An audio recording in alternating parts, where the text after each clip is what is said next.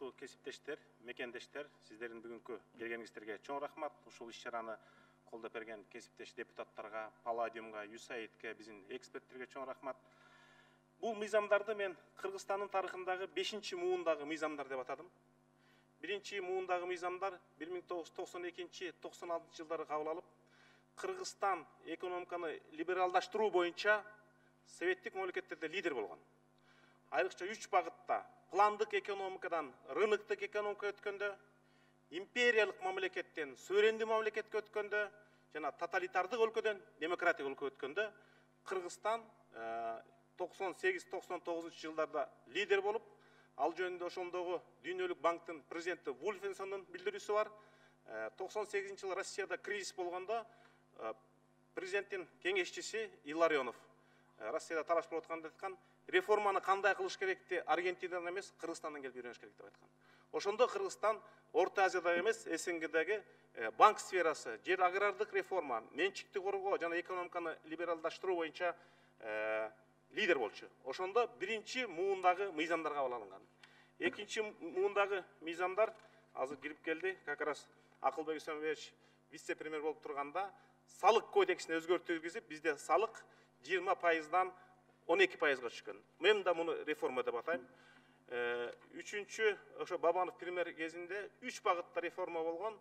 Лицензия берүү кыскарган дээрлик, 60тан ашык өлкөгө виза берилген жана тех регламенттер кыскарган. Биз да кээде жакшы эмгек кылган адамдардын атын атай жүрүшүбүз керек. 4-чү муундагы мыйзамдар Темир Сайриев министр, кийин премьер-министр кезинде 5 багытта иш жүргөн. Бул инвестиция жөнүндө жаңы закон кабыл алынган, бул жер байлыктары жөнүндө жаңы закон кабыл алынган, ипотекалык банк түзүлгөн жана лицензиялар мамлекеттик кызмат көрсөтүү 20 миңден 580ге кыскарган, 40 эсе кыскарган. Лицензия 540тан 86га кыскарган, дээрлик 6 эсе кыскарган. Биз бүгүн да кыскарталы деп атабыз. Ал эми мамлекеттик көзөмөлдөөчү органдар 2 эсе кыскарган. Ошентип биз 2014-жылы Doing Business'те 42-нчи орунга чыгабыз. Азыр кайра 70тен ылдый түшүп кеттик. Урматтуу мекендештер, бу жерде көп экономисттер отурат. Бизде жылына экономикалык өсүштү 8%тан өйдөрөөк камсыз кылыш үчүн жок дегенде бир 5 жыл катар болуш керек да. 3 эле жол бар.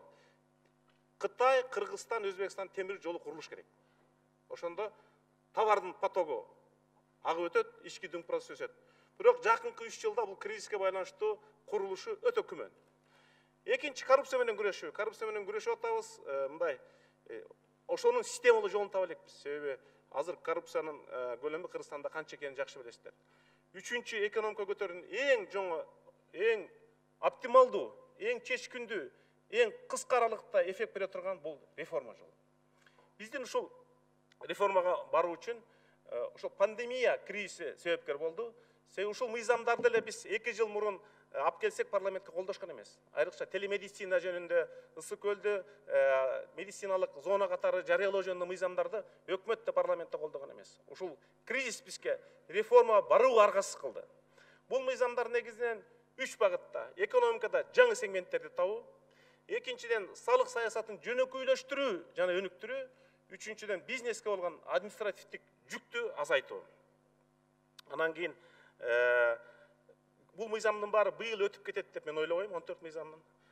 Бирок 3-4 мыйзамды быйыл 1-сентябрда киргизсек, биздин экономикага чоң пайдасын алып келет. Мисалы үчүн кайсылар? Бул фискалдаштыруу, бул салыкты электрондук төлөө жана электрондук коммерция.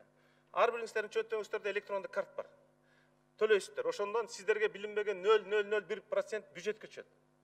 Эми биз бүт Кыргызстанда ошону жок эле дегенде 40%га өтсөк электрондук коммерцияны, биздин бюджетке 8-10 миллиард сом түшөт. А эгерде фискалдаштыруу өтсө, элестетип көрсөңүздөр, биз акыркы 2 айда Дүйнөлүк банктан, Дүйнөлүк валюта фондусунан, АБРден, ЭБРден баары биригип 435 миллион доллар таптык. Карызга жарымы кредит. А эгерде фискалдаштыруу жөнүндө мыйзамга кабыл алсак, ошол эле бюджетке 20 миллиард сом келет. Ички ресурстарды аша албай атабыз да. Сөзүмдүн соңунда айтарым, урматтуу кесиптештер, сизге чоң рахмат.